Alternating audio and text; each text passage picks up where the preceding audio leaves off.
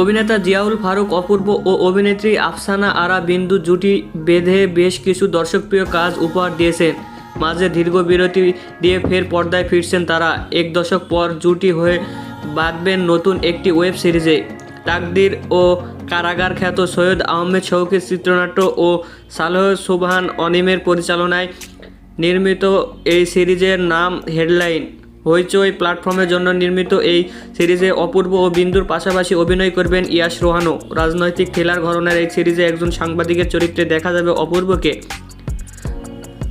চলতি মাসে যুক্তরাষ্ট্র থেকে দেশে ফেরার কথা রয়েছে অপূর্ব। দেশে ফিরে শুটিংয়ে অংশ নেবেন তিনি। অন্যদিকে এই প্রজেক্টের জন্য ইতিমধ্যে প্রস্তুতি শুরু করেছেন বিন্দু।